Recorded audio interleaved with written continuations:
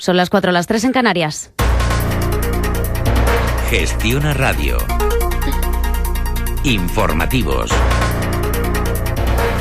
Buenas tardes. La actualidad nos lleva hasta los jardines del Palacio de la Moncloa. Allí está teniendo lugar la rueda de prensa que están ofreciendo en directo Mariano Rajoy y el presidente mexicano Enrique Peña Nieto. El primero en hablar ha sido el presidente del Gobierno español, que ha recordado que se trata de la última recepción del Estado del Rey. Primera visita del presidente azteca que se ha saldado con varios acuerdos bilaterales entre ambos países. Una relación que ha puesto en valor Mariano Rajoy por la labor reformista de los gobiernos. Somos dos gobiernos reformistas. Ambos compartimos la determinación y la visión para llevar a cabo las reformas que nuestros países necesitan para generar riqueza y empleo e incrementar el bienestar de los ciudadanos.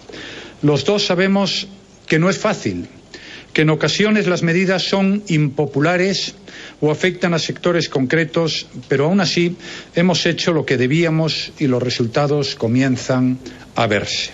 En una hora seguiremos ampliando el contenido de esa rueda de prensa, pero mientras tanto el ministro de Economía ha asegurado hoy que la competitividad se va a conseguir en nuestro país gracias al I+D+I y no solo con la evolución salarial. En este sentido, Luis de Guindos ha anunciado que ya ha pasado el tiempo de los recortes y llega el tiempo de la inversión. Lorena Torio, buenas tardes. Buenas tardes. El Gobierno se compromete a apostar más por la investigación, el desarrollo y la innovación, un ámbito que puede ser, según Luis de Guindos, una palanca de la competitividad de España.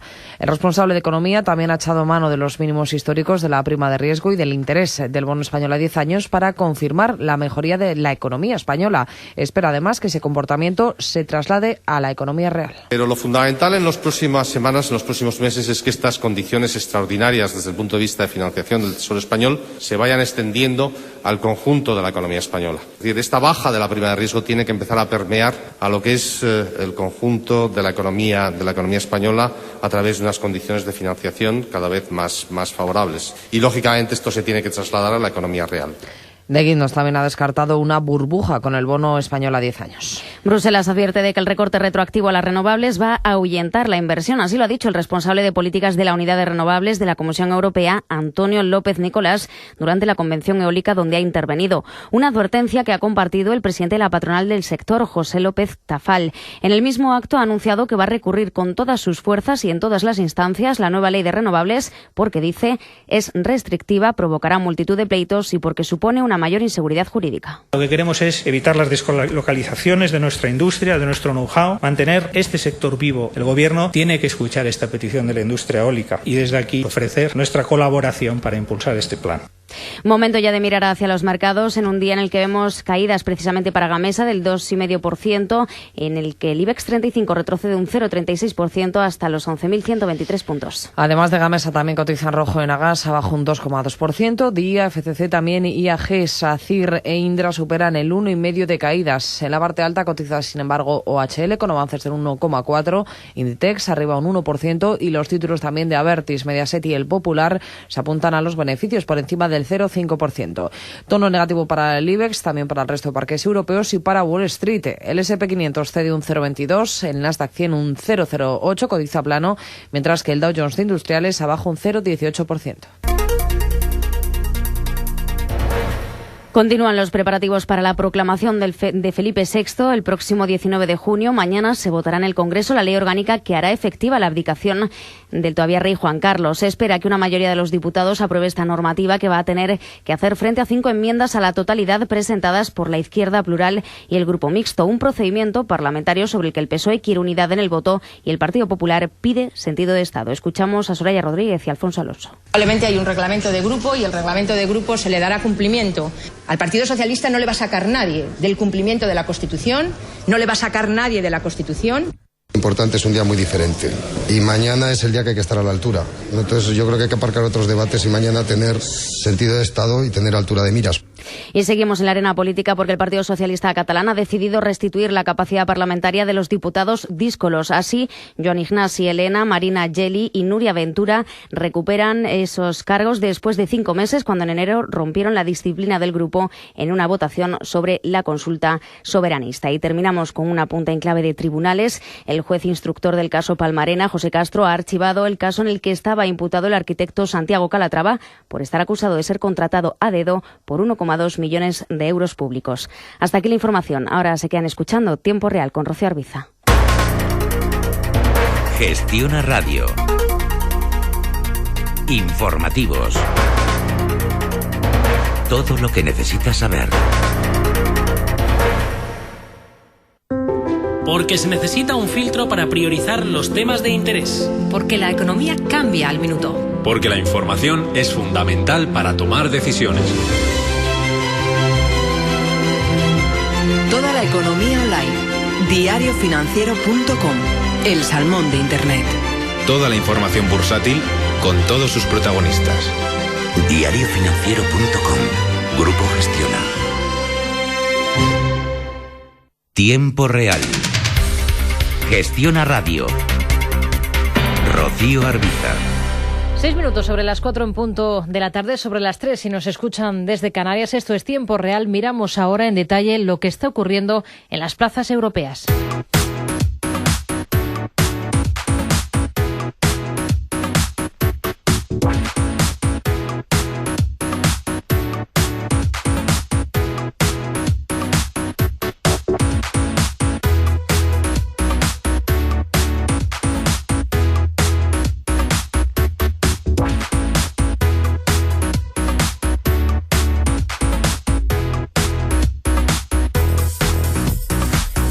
Tenemos ahora mismo números rojos generalizados, descensos en todas las plazas del viejo continente, aunque son caídas en rangos bastante estrechos. De hecho, el mayor retroceso es para nuestro IBEX 35, que se deja ahora un 0,47%. Siguen, por tanto, las bolsas europeas con movimientos muy planos desde las cotas que han alcanzado después de esas medidas adoptadas por el Banco Central Europeo la semana pasada. Medidas de las que ha hablado hoy uno de los miembros del Consejo de Gobierno de la entidad, Erkki Liikanen. Vamos con esas palabras. Laura Guzmán, buenas tardes. Buenas tardes. Ha dicho que el paquete adoptado por el Banco Central Europeo es extenso y que las medidas aliviarán los problemas de transmisión de la política monetaria. También ha hablado de la última actuación del Banco Central Europeo. El presidente de la Comisión, José Manuel Durão Barroso, ha respaldado esas medidas adoptadas para inyectar liquidez al sistema bancario porque las ve como una contribución muy poderosa para contribuir al crecimiento y al empleo. Eso sí, ha instado a los gobiernos europeos a persistir en las reformas. El desafío fundamental de Europa es sobre todo político, cómo mantener el impulso en las reformas de la Unión Europea ahora que las amenazas más inmediatas de la crisis ya no penden de nuestras cabezas por falta de determinación para continuar las reformas, también provocado por la inestabilidad política. Se ponen en riesgo algunos de los logros para salir de la crisis conseguidos hasta ahora. Barroso ha avisado a los gobiernos europeos de que los ciudadanos quieren resultados, quieren ver que sube el empleo y el crecimiento. También ha recordado que la Comisión Europea ya les ha apuntado el camino para apuntalar la recuperación económica a través de sus recomendaciones específicas para cada país. En todo caso, Barroso ha insistido en que los gobiernos europeos se tienen que responsabilizar de estas reformas y ajustes, en rechazar la idea de que las impone Bruselas. Declaraciones también hoy del vicepresidente de la Comisión Europea y comisario de Asuntos Económicos y Monetarios, Olli Rehn. Ha defendido que el próximo Ejecutivo Comunitario trabaje en atajar la regulación excesiva y se centre en la creación de empleo. Al igual que Barroso, Rehn ha mostrado su apoyo a la política expansiva emprendida por el Banco Central Europeo y ha defendido que sus últimas decisiones no extralimitan su mandato. Además, ha constatado que la recuperación está en marcha. La recuperación está llegando de manera amplia, aunque aún es frágil al tiempo que los desafíos que quedan todavía son altos. Hoy tenemos también declaraciones del presidente del ZEW alemán, de Clemens Fuest, conocido por su publicación de los indicadores de sentimiento económico. Ha mostrado su preocupación por las recientes medidas extraordinarias anunciadas por el Banco Central Europeo. Señala que tiene un mal presentimiento y se muestra preocupado por el peligro de que el BCE cree nuevas burbujas. En cuanto a referencias que nos llegan desde diferentes países, miramos hoy a uno de la periferia, a Grecia. Ha cumplido 15 meses en deflación tras registrar una caída de los precios del 2,1% en mayo. Frente al descenso del 1,6% de abril, lo que extiende a 15 meses consecutivos el periodo de deflación en el país sereno. El agravamiento de la caída de precios ha tenido un carácter generalizado y ha sido especialmente significativo en la ropa y el calzado, con una bajada del 10,7%. Por el contrario, el alcohol y el tabaco han registrado la subida más notable de precios respecto a mayo de 2013, del 1,3%. Con todas estas referencias en el punto de mira, miramos al comportamiento de los índices. Tenemos ahora a la media europea, al Eurostoxx 50, con un discreto movimiento a la baja. Cede un 0,11% hasta los 3.301 puntos. En todo caso, sigue en terreno de máximos desde el año 2008. Dentro de este índice nos fijamos en Enel. Su consejero delegado ha señalado en una entrevista en Financial Times que la eficiencia de las operaciones en sus plantas mejorará en el corto plazo. Señala además que los resultados obtenidos por esas mejoras operativas se van a destinar a mercados emergentes. De hecho, Fulvio Conti ha desvelado que estudian crecer en África, el continente americano y Oriente Medio. Ahora mismo tenemos en positivo a los títulos de la compañía italiana Enel. Suma un 0,97% hasta 4,37 euros. Vamos a mirar a los diferentes mercados. Hoy comenzamos en Londres. Allí nos encontramos con un FT100 que cede un 0,29% hasta 6.855 puntos. Hemos conocido datos de la producción industrial de Reino Unido, aumentado por tercer mes consecutivo en abril, un 0,4% desde la cifra registrada en el mes de marzo. Imperial Tobacco, propietaria de la tabaquera hispano-francesa Altadis, sacará finalmente a la bolsa española Logista, su filial de logística en el viejo continente. Para ello, Altadis venderá entre inversores institucionales una parte de sus acciones en la compañía. María Serrano. Imperial Tobacco ha dejado claro, en todo caso, que su voluntad es conservar la mayoría de las acciones de Logista, compañía que no obtendrá ingresos de esta operación, aún sujeta a las condiciones del mercado y a la aprobación de la Comisión Nacional del Mercado de Valores. El consejero delegado de Logista, Luis Ejido, ha destacado que están encantados de volver a los mercados de valores españoles y ha subrayado que desde que Logista fue excluida de la bolsa en 2008, el negocio de la compañía se ha desarrollado de forma exitosa pese al adverso entorno económico. La tabaquera británica Imperial Tobacco se hizo con el control de Logista en el año 2008 en el marco de la compra por 12.600 millones de euros de Altadis, que poseía, recordemos, un 59,6% de la empresa. A partir de ahí adquirió el resto de su accionariado en una operación que otorgaba a Logista un valor de 2.300 millones de euros. Tras este anuncio tenemos descensos moderados para los títulos de Imperial Tobacco en Londres. Es otro de los protagonistas, los que vemos en Reino Unido. Miramos hoy también en la cotización de Vodafone. Y es que Moody's ha colocado en revisión a la baja la calificación de la operadora británica, actualmente en A-3, lo que significa calidad buena. La decisión se produce debido a la previsión de que el grupo mantenga unos ratios financieros más débiles en los dos próximos ejercicios tras la compra de Ono. La calificadora destaca que en Vodafone no han tomado medidas inorgánicas para reducir el apalancamiento tras esta operación. Tenemos a Vodafone con ligeros avances que superan el 0,10% a esta hora. Nos fijamos en British Petroleum, pendientes de su cotización un día después de que el Tribunal Supremo de Estados Unidos haya dictaminado que la petrolera británica debe seguir con los pagos de cientos de millones de dólares en compensaciones por el derrame de petróleo en el Golfo de México en 2012. Debe hacerlo mientras espera que la Corte decida si escuchará sus argumentos sobre la validez de las reclamaciones. Tenemos caídas discretas para British Petroleum en bolsa. Cede en torno al 0,15%. Nos fijamos ahora en William Hill. Según Sunday Times, el actual director de operaciones del grupo de apuestas, James Henderson, será elegido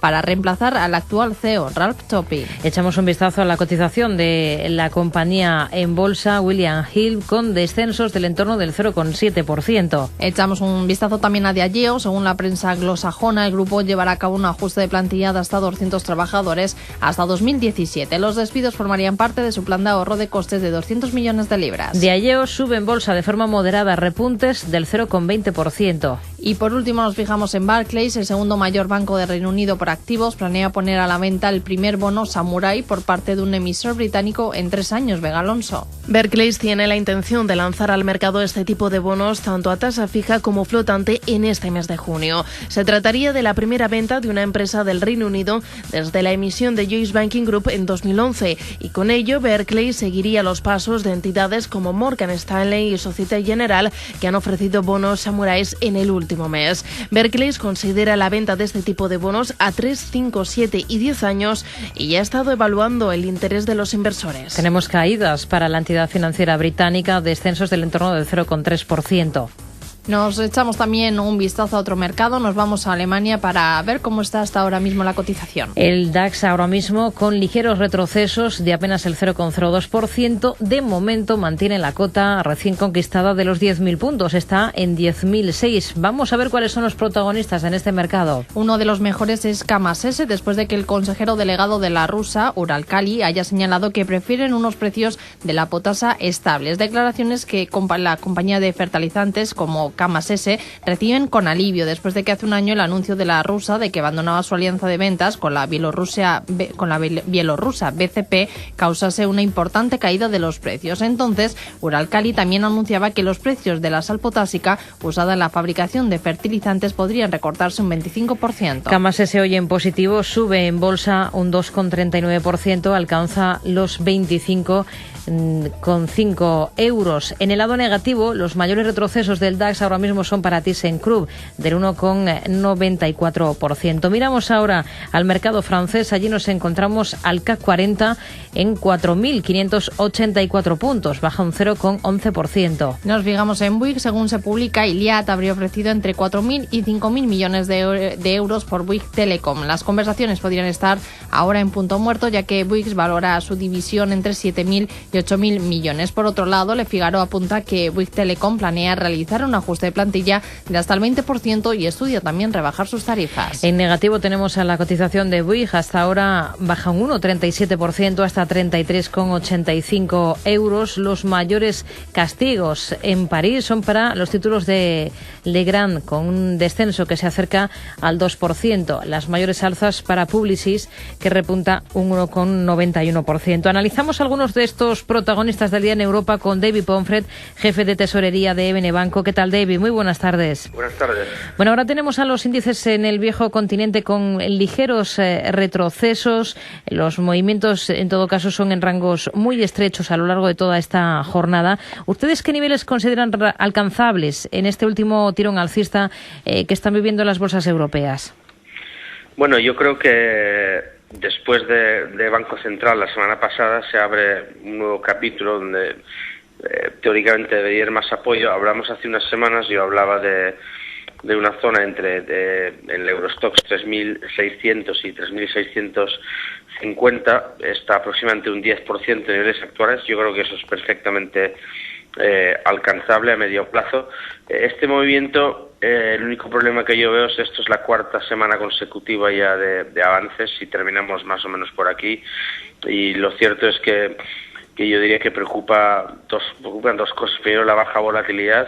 El VIX está cerca de mínimos y los volúmenes de negocio tampoco son nada del otro mundo. No está especialmente sobrecomprado el índice, por lo tanto lo más probable es que consolidemos quizás hasta final de mes cerca de estos niveles actuales, pero el siguiente empujón yo creo que sí que llegaría a esos niveles más o menos un 10% por encima de nivel actual, en torno a 3.600. Por lo tanto, yo no creo que es demasiado tarde comprar, seguiría apostando por valores cíclicos, sectores como automóviles o incluso financiero, y sobre todo aprovechando cualquier tipo de corrección. Eso sí, las correcciones no creo que vayan a ser especialmente fuertes.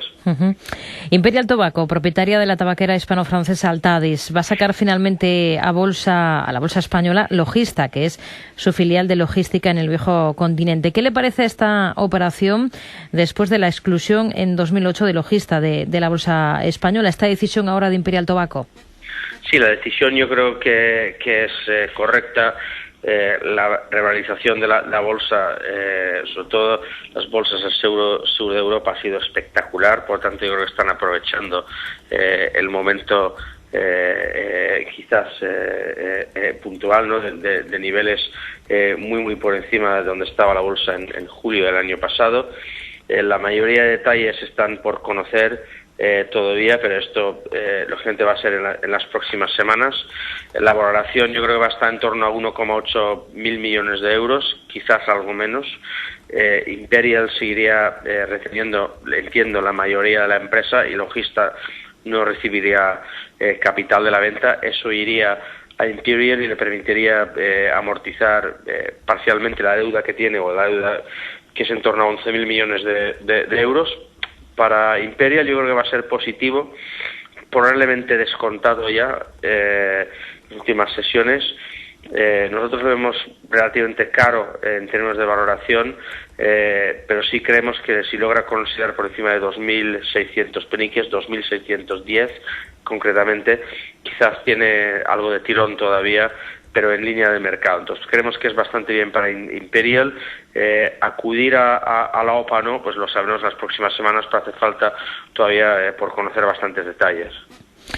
No será la única salida, también está prevista la de Euronest, con la que Intercontinental Exchange Group confía en recaudar entre 880 y 1.158 millones, al colocar el 70% de Euronest a un precio que va de entre los 19 y los 25 euros por título. ¿Qué le parecen estos precios, este rango?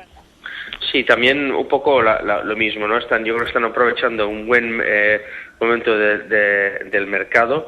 Esto lo vende después de la adquisición de NYSE, New York Stock Exchange, Euronext en noviembre. Euronext opera en las bolsas de Ámsterdam y París. El precio a mí me parece bastante correcto a niveles actuales, pero lógicamente, igual que BME o cualquier otro operador, la revalorización depende de aumento de volúmenes y por lo tanto comisiones de cara al futuro, y como acabo de decir o como comentamos, los volúmenes siguen siendo bastante bajos, entonces tendremos que ver un aumento de volumen en los próximos meses para que esta salida tenga cierto sentido para el inversor que vaya a acudir, pero a niveles actuales creemos que el precio es bastante correcto. British Telecom es de las peores hoy en la bolsa de Londres. ¿Qué visión tienen ustedes ahora mismo para este valor, para esta compañía? Bueno, igual que el sector en general, hay un problema, sobre todo, bueno, el Reino Unido menos, Francia sobre todo, hay una guerra de precios. En British Telecom concretamente lo vemos relativamente barato frente, sobre todo a Vodafone, pero incluso barato frente a Orange. Está más o menos en precio. La valoración nuestra por descuento de flujos para los próximos 12 meses, el objetivo sería 410 peniques. Tiene un soporte bastante fuerte en 396. Ese es el nivel que estaríamos mirando en las próximas sesiones para comprar. No vemos razón para la caída tan fuerte de hoy. Sí es cierto que hay mucha competencia en televisión por cable y British Telecom está haciendo ciertas adquisiciones en este área. El sector en general, si el mercado realmente va a tirar un 10% en los próximos meses, no es un sector especialmente agresivo. Como digo, tenemos que estar mirando más bien cíclicos. Pero dentro del sector en sí, British Telecom yo creo que sería el top pick ahora mismo. Entonces, repito, frente a 396 peniques, creemos que es una compra interesante, pero en ningún momento dado lo va a hacer mejor que sectores más cíclicos. Llama la atención en el mercado alemán el buen comportamiento hoy de Kamas S, suma un 2,5% después de esas declaraciones del consejero delegado de la rusa Uralkali, en las que afirma que prefieren unos precios de la potasa estables. ¿A ustedes les gusta este valor, la compañía alemana? Sí, el valor es interesante y sobre todo estas declaraciones hoy de Uralkali yo creo que son buenos, sugieren, o sea, el mensaje es que no les gusta especialmente precios volátiles, pero yo creo que sugiere que no se va a producir una guerra de precios, que era el temor del mercado. El valor rebota desde un soporte bastante importante en 25 euros. Creemos que aquí puede haber recorrido, no especialmente fuerte. El objetivo o el consenso de analistas que siguen el valor para los próximos 12 meses es de 24,30. Eso está en torno a 25,30 actualmente. Por lo tanto, creemos que es un valor donde si se produce una ligera corrección en las próximas sesiones, sí que estaríamos dispuestos a comprarlo. 24,5 sería más o menos el nivel a vigilar. Yo soy algo más positivo del valor y yo creo que podemos ver niveles incluso cerca a 30 euros a medio plazo. Entonces, las declaraciones de hoy yo creo que deberían tranquilizar bastante el mercado y quitar el peligro de una posible corrección más fuerte del valor. Buig, al parecer las conversaciones con Iliad sobre una operación con la parte de telecomunicaciones de Bouygues estarían en punto muerto porque no hay acuerdo sobre un tema clave, el más importante, que es el precio. ¿Qué espera en bolsa de la francesa, de Bouygues? Bueno, es un tema bastante complicado, ¿no? Parece que la oferta de Iliad está en torno entre 4 y 5 mil millones. Bouygues quiere entre 7 y 8, por lo tanto hay una diferencia parece infranqueable ahora mismo de unos 3.000 millones de euros. Bouygues dice de todos modos que está estudiando todas las opciones, incluso parece que ha habido conversaciones informales con Orange. Ahí puede haber una serie de problemas regulatorios. Es una operación, por lo tanto, bastante complicada.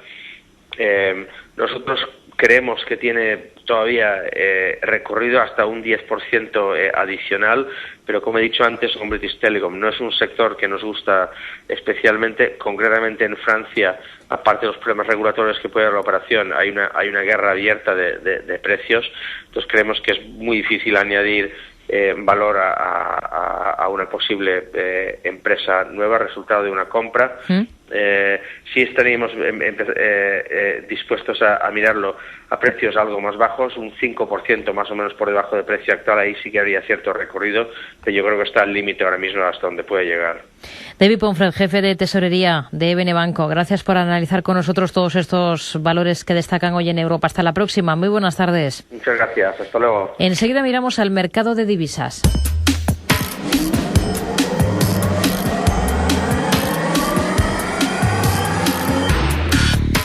Hablamos de lo más destacado entre las divisas con Daniel Pingarrón, analista de IG Márquez. ¿Qué tal, Daniel? Muy buenas tardes. Hola, buenas tardes. ¿Qué tal? Seguimos mirando a la cotización del euro. Está ahora mismo por debajo de los $1,36, en 1,3545. Se siguen asimilando esas últimas medidas del Banco Central Europeo para atajar la baja inflación y para salvaguardar la recuperación económica.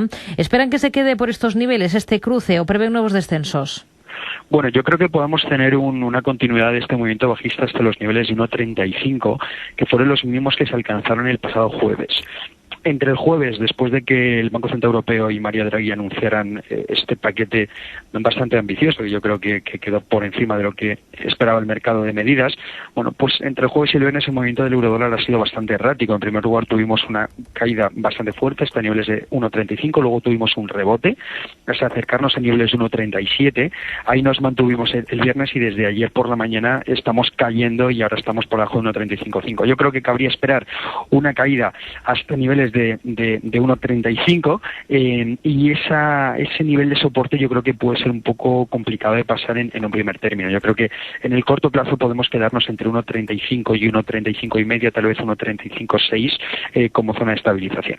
Ha hablado hoy el miembro del Consejo de Gobierno del Banco Central Europeo, Erkki Liikanen, ha dicho que el paquete adoptado por el BCE de medidas es extenso y que estas medidas van a aliviar los problemas de transmisión de la política monetaria. ¿Ustedes confían en estas medidas? Bueno, desde luego que sobre el papel, en teoría, estas medidas son muy importantes. Este ha sido el movimiento del Banco Central Europeo más agresivo desde que presentó el programa OMT en septiembre de 2012, programa que consistía en la compra masiva de deuda pública en países que estuvieran bajo un programa de rescate y que lo solicitasen, y que finalmente nunca tuvo lugar.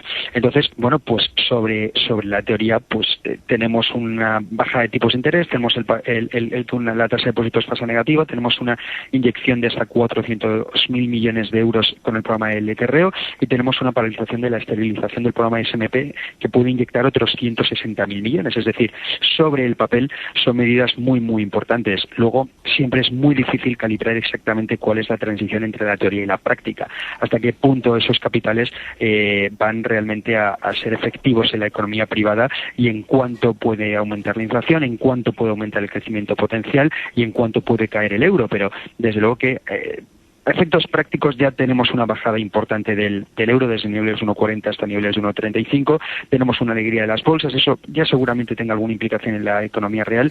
Y bueno, pues con el tiempo, cuando pasen 2 o 3 trimestres, veremos si los datos de inflación están mejorando y estamos subiendo hasta niveles cercanos al 1%, o por contra no nos hemos separado mucho de los niveles del 0,5 donde la tenemos actualmente.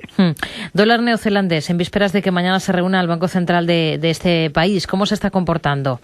Con bastante fortaleza. La verdad es que desde la semana pasada, desde el pasado 4 de junio, por ejemplo, se ha revalorizado un 2% frente al euro, y junto con el dólar australiano es ahora mismo una de las divisas que más fuerza tienen. En general, esa ha sido la tendencia de los dólares oceánicos en todo lo que llevamos de 2014, que junto con la libra esterlina, dentro de las divisas principales, son las más alcistas: el dólar australiano, el dólar neozelandés y la libra esterlina. Nos quedamos entonces con esta idea. Daniel Pingarrón, analista de IG Markets. Gracias, como siempre. Muy buenas tardes. Igualmente, un saludo.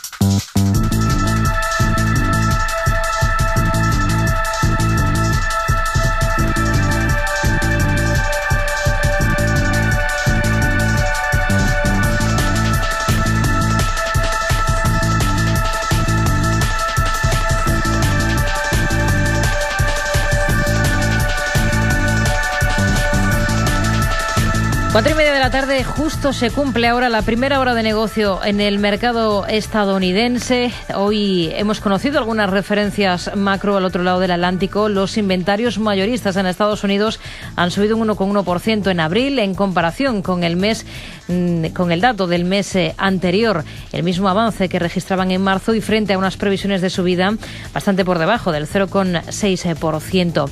Vamos a ver cómo se están comportando justo ahora los índices. Ligeros avances tan solo en el Nasdaq 100. Laura Guzmán. Sube hasta ahora el tecnológico un 0,09% en los 3.799 enteros. Caída, sin embargo, para el SP500 del 0,12% en los 1.949 puntos, y el Dow Jones se deja un 0,11% en los 16.924 puntos. Javier Flores es responsable del Departamento de Estudios de Asinver. Al menos lo que sí que vemos es que la escasa información que tenemos esta semana, tanto empresarial como macro, dejaría el terreno abonado para la continuidad compradora. Eso es así.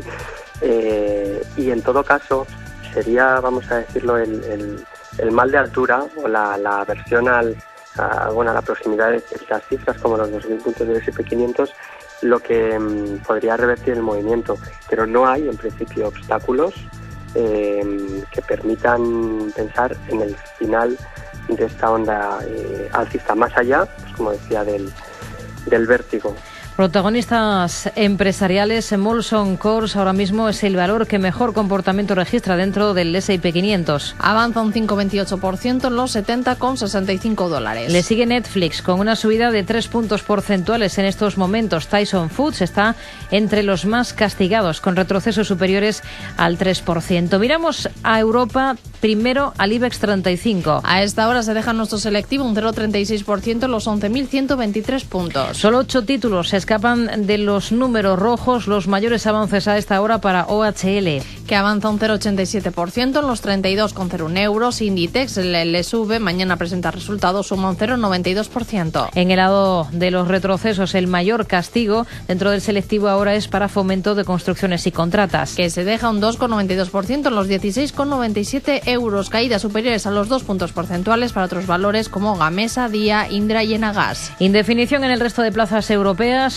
Muy plana la bolsa alemana. Subidas del 0,02% para el DAX en los 10.010 enteros. También encontramos con avances al FTSE MIB del 0,19% en los 22.513 enteros. En negativo, sin embargo, encontramos a París con un descenso del 0,04% en los 4.587 puntos, y a Londres, que se deja un 0,27% en los 6.856 enteros. La media europea, el Eurostoxx 50, prácticamente plana en los 3.306 puntos. A la baja el euro en el mercado de divisas. Se cambia a $1,3548. Gestiona Radio.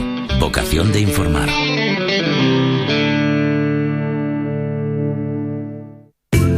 En Majadahonda existe un nuevo espacio para celebrar eventos sociales y empresariales al más alto nivel. Fontecruz Majadahonda Weddings and Events, a tan solo 15 kilómetros del centro de Madrid y en el interior del Club de Golf de Las Rejas. Una boda a la medida, una fiesta de aniversario o un encuentro empresarial al más alto nivel. Restauración propia, instalaciones y un equipo de profesionales con el respaldo y la garantía de Fontecruz Hoteles. Visítanos en fontecruzhoteles.com. En junio queremos que empieces a estrenar una nueva moda y unos nuevos precios que solo encontrarás en El Corte Inglés. Tenemos el vestido perfecto para cada ocasión, en versión corta por 69,95 euros o largos por solo 99,95. Estrena nueva moda. En junio, estrena nuevos precios en El Corte Inglés. Son las 7 de la mañana, las 6 en Canarias. El endeudamiento total era de 961.000 millones. Hasta la Agencia Estatal de Meteorología. Es momento ahora de bajar hasta el kiosco y un asunto del que quiero hablar con Marta Margarit. Ella es secretaria general. Tratan de debatir al diablo. Es que era lo que había que hacer, es que había que bajar. Señores, nosotros nos marchamos. Gracias en nombre de todo el equipo. Toda la actualidad cada mañana de 7 a 10 en Primera Hora con Arturo Criado. Gestiona Radio. Salir ganando.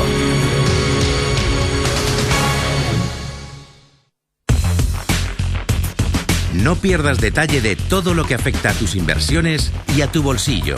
Toda la información en tiempo real con Rocío Arbiza.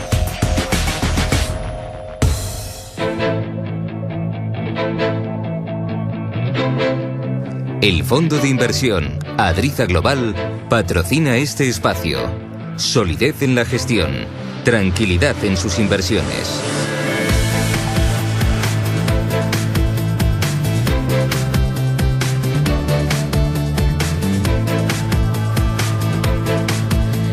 ...35 los que pasan de las 4 en punto de la tarde. Este martes en este espacio vamos a abordar todas las implicaciones de las medidas que ha tomado hace unos días el Banco Central Europeo. Mañana, de hecho, entra en vigor la penalización a los bancos por depositar su dinero en la ventanilla de esta entidad. Vamos a analizar con profundidad estas decisiones, qué efectos pueden tener si llegan en el momento adecuado y qué otras balas guarda en la recámara el Banco Central Europeo por si acaso.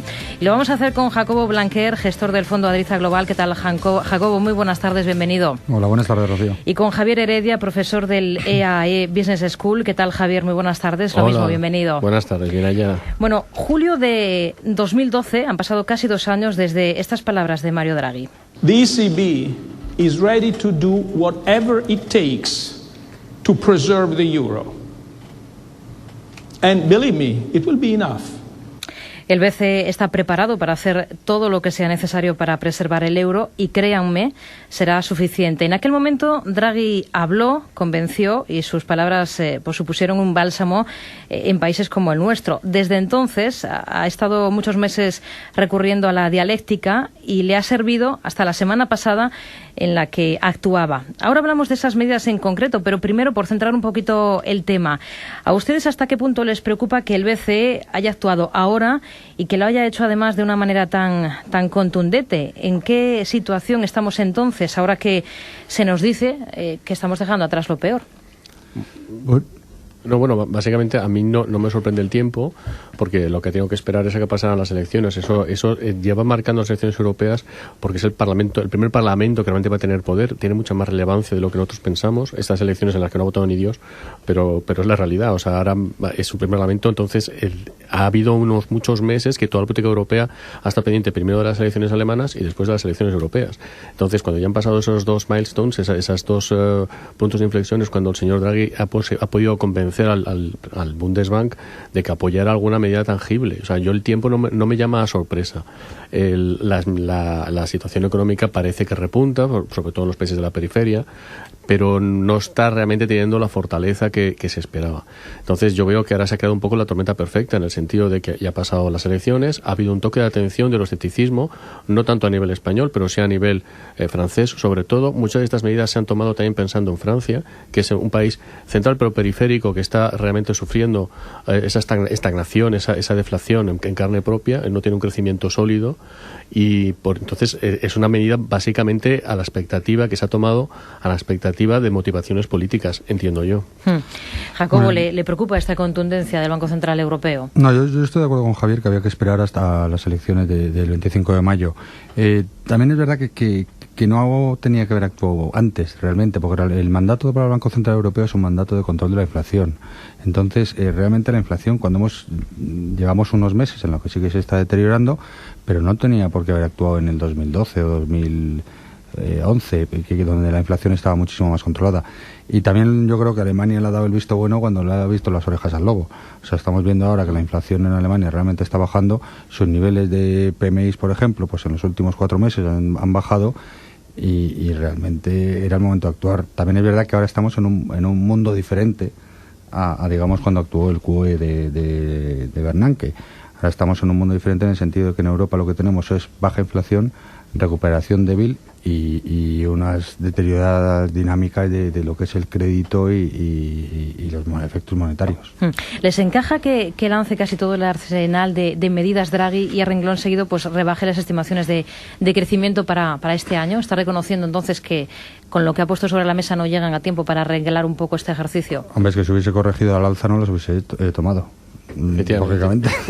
Es que él ya conocía estas cifras evidentemente al tomar la decisión, pues es que ha manejado sus tiempos. Otra cosa que quería decir al respecto sobre el timing que has preguntado antes, también es una cuestión de política interna alemana. Recordemos que ahora por la consecuencia de las elecciones, Angela Merkel está con coalición con el SPD. Entonces ahora ya digamos que es más aceptable que Berlín acepte unas políticas, porque según las han lanzado, los halcones alemanes han lanzado la yugular de Draghi. O sea, han dicho que esto era abusar de los ahorros de los alemanes y que las políticas de reforma de los países vagos de la periferia no se estaban incentivando. O sea, que les ha faltado poco, pero claro, la situación en Berlín también ha cambiado mucho. Entonces, son cuestiones de política que tenemos interna de los grandes países europeos que tenemos que comprender. O sea, que realmente no es solamente una cuestión puramente económica. Él no tiene un puesto puramente económico. Y dices muy bien, Jacobo tenía mucha razón al decir que hace 2 años no era el momento de lo que hizo, que fue comprar deuda. O sea, eso era el problema entonces, que es que la deuda estaba disparadísima en los países de la periferia. Y fue su decisión la que atajó ese diferencial con la deuda alemana. Entonces, lo que yo observo es que realmente ha tomado la decisión de corte económico por el problema de deflación que están sufriendo los países europeos, básicamente Francia y, como muy bien dice Jacobo, ahora Alemania también está empezando a verle las orejas al lobo, y por otro lado la política interna de los grandes países europeos ya se lo permite, porque Berlín tiene una coalición, ya están enfocando su próximo mandato y ya se ha pasado el Rubicón de las elecciones europeas, que realmente ha sido bastante terremoto, ¿eh? O sea, que porque luego es que vienen elecciones regionales y nacionales, no solamente en España, sino a nivel europeo, y nos esperan 2 años muy, muy turbulentos, 3 años muy turbulentos. Digo 3 porque estoy pensando en el referéndum del Reino Unido, aunque esto no afecta a la eurozona, pero la previsible huida del Reino Unido de la Unión Europea. Entonces, es que es un puesto el suyo tan político que tiene que estar manejando. Su problema era la deflación, ha tenido que esperar. Entonces, las cifras ya las conocía. Entonces, esto es una realidad.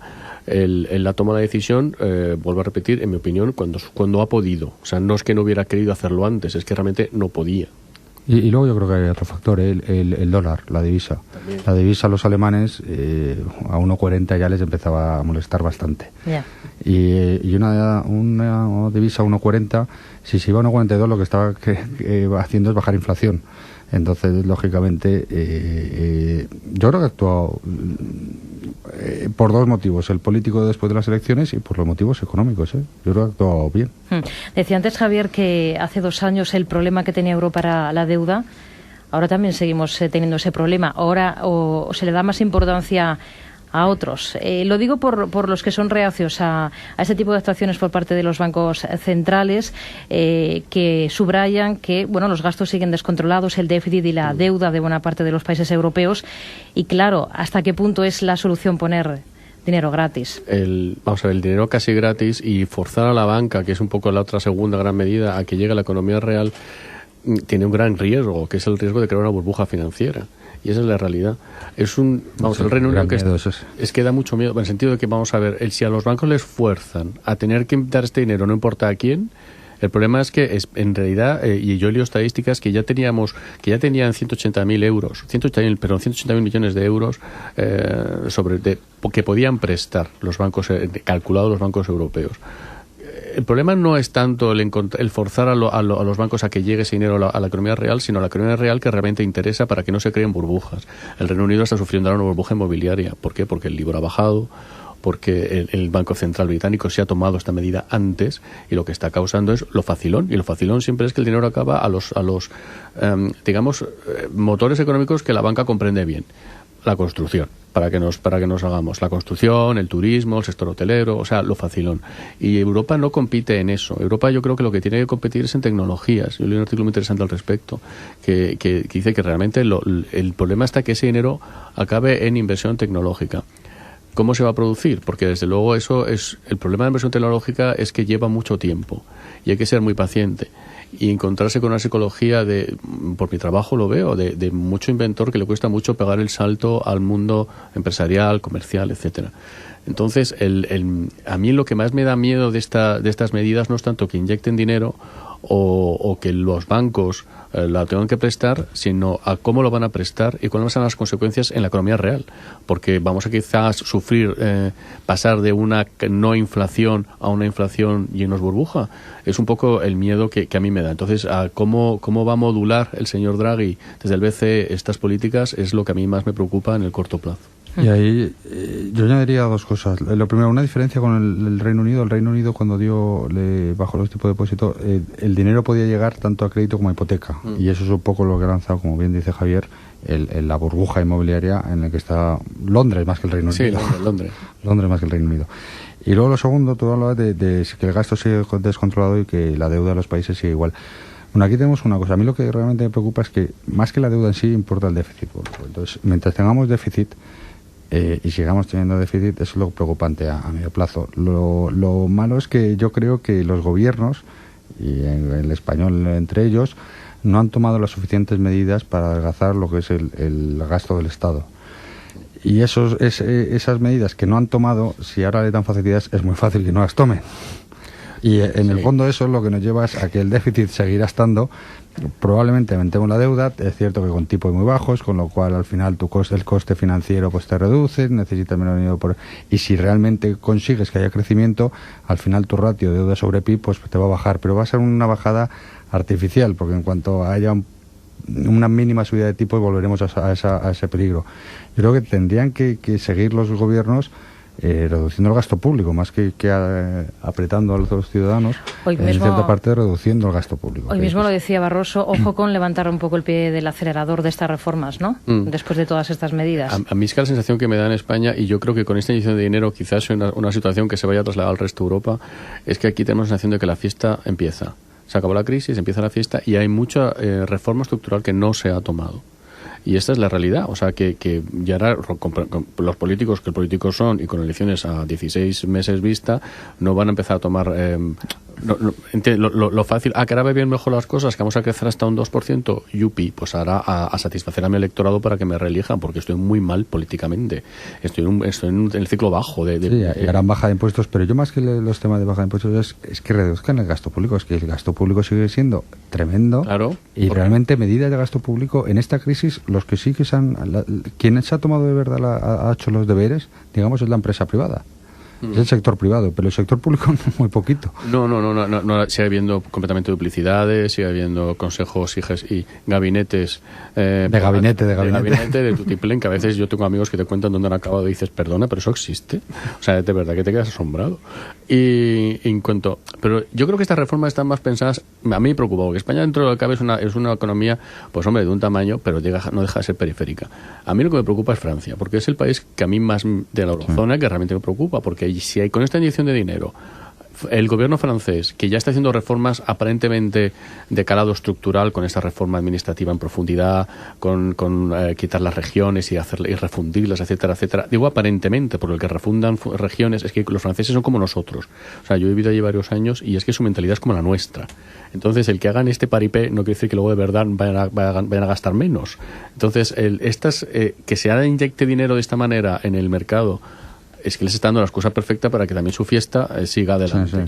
Y sigan sin tomar las 35 horas las siguen tomando, las subidas a tutiplén las siguen tomando en Francia, etcétera, etcétera, porque ahora va a haber dinerito fresco que entra. Pero en el fondo, Javier, yo creo que no hay que mezclar. El dinero barato se está haciendo con otro fin. Lo que pasa es que el peligro es que los otros se aprovechen de este dinero gratis. Claro, pero es que es lo que... Vamos a ver, lo que tú has dicho, en Londres, ¿por qué burbuja? Porque el dinero era gratis. Aquí, ¿este dinero dónde va a acabar? Pues en mucha posibilidad los bancos franceses van a dejárselo tachan a las grandes empresas francesas, que son las que siempre están... Es que es un establishment tan cerrado el de allí. Que no es una pyme para nada. No, entonces, ¿qué va a acabar? Pues en Alstom, que está con problemas, que si le va a comprar a Siemens, que se la compra General Electric. No hay ninguna gran empresa francesa, gran empresa de las de establishment, de gran école de allí, que no esté ahora mismo con problemas. Que le pongan dinero fresco a sus bancos, vamos, es que ha venido el maná del cielo. Entonces, las reformas estructurales que Jacobo decía antes, pues no se hacen, porque es que ahora estamos de fiesta. El caso es donde vaya a acabar esa enorme liquidez que ahora hay en el sistema. La banca siempre ha dicho durante toda esta crisis que no daban crédito porque no había una demanda solvente. Eso no creo que haya cambiado ahora. Ahí está el gran riesgo, ¿no? Bueno, a ver, es que la banca... Es muy curioso también la situación que nos enfrentamos en los próximos meses, porque tenemos un estrés test en octubre en el que a la banca se le está pidiendo más capital y menos apalancamiento. Menos apalancamiento significa menos crédito. Claro. Y a la vez estás diciendo, oye, pero da crédito. Ya. Pero ¿qué es lo que pasa? Que les están metiendo liquidez para que su apalancamiento sea menor. ¿Por qué? Porque le están metiendo dinero fresco en la otra pata de los créditos. Con lo cual, en realidad, el apalancamiento del banco puede llegar a ser menor. Sí, lo que pasa es que el crédito de la banca... Yo creo que la banca estaba muy cerrada a dar créditos y lo de que no encontraba el solvente pues era una excusa de ellos mismos para no prestarlo, porque lo tenían mucho más seguro en otras partes, pero es que no se fían. Ten en cuenta que la banca a nivel europeo no se fían ni de ellos mismos. Si tú ves el interbancario, cómo funcionaba hace 2 años, 3 años, y los volúmenes que hay ahora en el interbancario con el Leonia, bueno, pues son de risa. O sea, no se prestan entre ellos porque no se fía uno del otro. Antes mencionaban a la Reserva Federal. No sé si al final ustedes están hablando un poco, poniendo sobre la mesa los riesgos de esta enorme liquidez que ahora inunda a los mercados, que pone en marcha el Banco Central Europeo porque llegue a donde no se pretendía que llegase, posibles burbujas, etcétera. No sé si pese a todo, al final el BCE va a seguir teniendo que dar un paso más adelante, que lo que le queda en la recámara sería un QE, ¿no?, a la europea. Vamos a ver, a mí las políticas de quantitative easing no me gustan mucho. O sea, Japón la lleva usando sistemáticamente, la Fed lo lleva usando. Ahora la señora Yellen parece que va a quitar las medidas de estímulo, o sea, por lo menos es lo que ha dicho, que va a rebajar. Eso está... los mercados están teniendo en cuenta que el euro, hay dinero, se están tomando medidas de estímulo. Por otro lado, desde la FED se están diciendo que no se van a tomar las medidas de estímulo. Pues no, porque el dólar no se está depreciando contra el euro. Y esa es la realidad. Ha leído hace poco la cifra que me llama la atención. El euro supone un 39% de las transacciones monetarias internacionales. No es una cifra muy alta. Básicamente son transacciones dentro de la eurozona, de hecho, este porcentaje a nivel mundial. Con todo, el dólar sigue siendo la moneda. Entonces, yo es que soy un gran partidario de eso de que el dinero es psicología, y esto es así. O sea, el inversor mundial, que no necesariamente tiene que ser el de nuestra península europea, tiene una visión en la cual el dólar es el auténtico, es el nuevo patrón.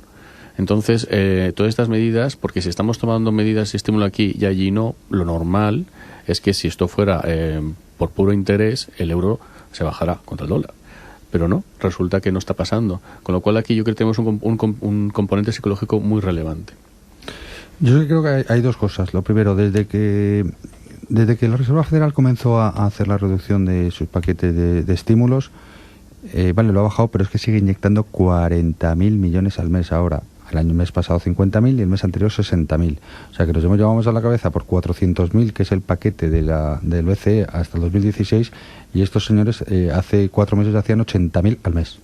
Entonces, todavía sigue inyectando 40.000 millones al sistema, que es mucho dólar. Entonces, para mí es una de las variables que hay que seguir. A mí, de todo lo que ha hecho Draghi, hay 2 cosas que hay que seguir muy de cerca. Una, si el euro realmente se deprecia, Y la segunda, si hay un aumento en la concesión de créditos a nivel nacional. Y tú comentabas, un riesgo, para mí el gran riesgo es una burbuja en la renta fija, porque nos estamos viendo que el 10 años español ya toca el 2,50. Esta tarde estaba ya subiendo un poco de TIR, prácticamente el 2,5. Esto incluso es por debajo. lo han dicho desde el propio Banco Central Europeo. Es que desde el Banco Central Europeo lo anunciaron, más que anunciar, dijeron que tenían miedo a una posible burbuja 2 semanas antes de las medidas. Pero es que desde entonces los tipos ahí estaba al 3%, el 10 años español, y se ha bajado al 2,5. Tenemos un 2,5 en España que es por debajo del 10 años americano y por debajo del 10 años del Reino Unido. Sí. Entonces ahí puede haber un poco de burbuja, que las salidas en renta fija, lo primero, son muy difíciles de explicar al cliente, porque ¿cómo que pierden algo que se llama fijo? Sí. Es muy complicado de explicar. Y los segundos son muy abruptas, y normalmente llevan tras de sí a la renta variable. Es raro que haya una corrección fuerte en renta fija sin que haya renta variable. Entonces se puede estar creando una burbuja en la renta fija. Sí. Fíjate que el 10 años alemán está en 1,30, es que el 5 años alemán está al 0,40 y tanto, lo que estaba. O sea, que están en niveles excesivamente bajos, pero porque la liquidez va ahí. Todavía al 2,5 que está España todavía tienes carry contra el corto plazo. Además, efectivamente... Es el gran riesgo para mí. Es uno de los problemas. O sea, el problema de este dinero es a dónde va a irse, dónde se va a dirigir. Y la renta fija, menos la griega y la portuguesa, que sigue también un poco por estratosférica, la griega sigue... La portuguesa ha bajado. Bueno, comparándola con la media, que es el gráfico que tengo en la mente, de la deuda americana y británica. O sea, la española es más barata, la alemana muchísimo más barata, y nos encontramos con que la griega sigue siendo ultra cara y la portuguesa un poquito más que la británica. La francesa, que a ti te preocupa Francia, mira cómo está. También, claro, entonces, efectivamente, ¿qué te está diciendo? O sea, esto es un claro mensaje. A mí eso sí también me produce cierta preocupación, que el dinero acabe yendo a lo fácil. A lo fácil es la renta fija, la construcción, o sea, los sectores tradicionales que resultan confortables para la banca. Una pincelada, ¿qué otras cosas podría hacer el Banco Central Europeo, si es que podría hacer otra cosa diferente? El Banco Central, bueno, pues lo que ya ha dicho, yo creo que ya ha dicho todo lo que va a hacer, porque ha dicho que podría tener un quantitative easing con temas de ABS y con titulizaciones, que yo lo veo complicado, porque la regulación de las titulizaciones en Europa no es homogénea. Entonces no es igual la titulización en francesa, la italiana, la española, dentro del programa de ABS. Y entonces, pero yo creo que lo que Draghi está haciendo, Draghi para esto es un monstruo, o sea, lo hace muy bien, porque lo que está haciendo es lo que ya logró en el 2012, que es simplemente con decir, cuidado que hago esto, consigue tranquilizar a los mercados. El believe me, que has puesto tú antes, con eso tranquilizó a los mercados y la deuda pública se bajó mucho. Ahora nos puede pasar lo mismo con esto. Pues nos quedamos con estas ideas. Jacobo Blanquer, gestor del fondo Adeiza Global, y Javier Heredia, profesor de la EAE Business School. Gracias por acompañarnos en este espacio. Muy buenas tardes. Adiós. Gracias, buenas tardes.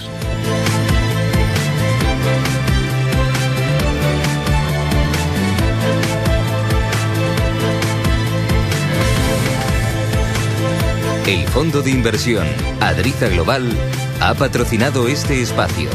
Solidez en la gestión. Tranquilidad en sus inversiones.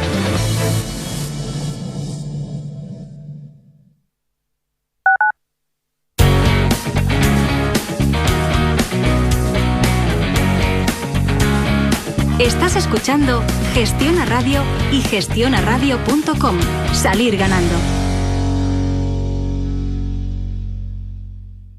Bienvenido al servicio de atención al cliente. Si desea un fondo de nuestra entidad, pulse 1. Si desea encontrar el fondo que más le conviene, pulse *22, *71. Así de difícil se lo ponen otros cuando busca asesoramiento independiente. En Tresis no tenemos fondos de inversión propios. Solo recomendamos los mejores del mercado. Solicite ahora a su asesor personal de inversiones llamando al 902-303-363 o en tresis.com. El restaurante La Doma es un lugar muy especial para disfrutar de la cocina de temporada de Javier Navarro. Platos evolutivos que respetan la tradición. Recetas con los mejores productos que te crearán emoción para vivir una experiencia gastronómica diferente y una carta de vinos con propuestas innovadoras. Ven a conocernos. Calle Duque de Sexto 48. Teléfono 91 409 0350. Tienes 2 horas gratuitas de parking en el Palacio de los Deportes. No te olvides. Restaurante La Doma, la cocina de Javier Navarro. Por prestigio, son los Fernández. Por trato, son muy amables. Por precio, ahora 12% de descuento. Por comodidad, se lo llevan y se lo traen a domicilio. Un año más, campaña de limpieza y restauración. Alfombras, tapices, edredones, cortinas. Los Fernández. General Martínez Campos 29. 91 308 5000. Mami, ¿creamos una pócima mágica que proteja los bosques para que las hadas puedan jugar? Sí, mi vida, pero ¿y si empezamos con algo más fácil? En gasnaturalfenosa.com/medio ambiente encontrarás soluciones de sostenibilidad y uso responsable de la energía que son buenas para ti y para todos. Gas Natural Fenosa, la energía que piensa. Escuchar es importante, que te escuchen aún más. Para confiar en alguien necesitas conocerle y que te conozca. Nadie te dice lo que debes hacer, pero admiras a quien se atreve a hacerlo.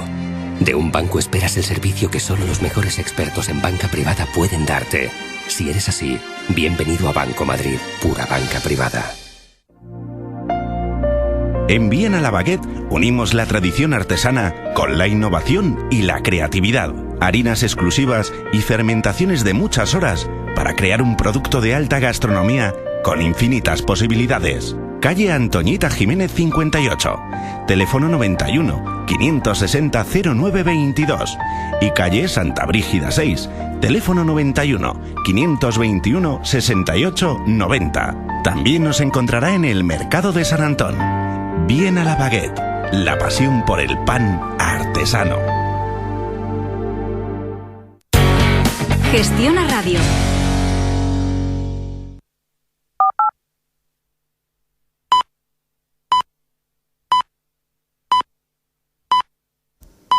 Son las 5, las 4 en Canarias.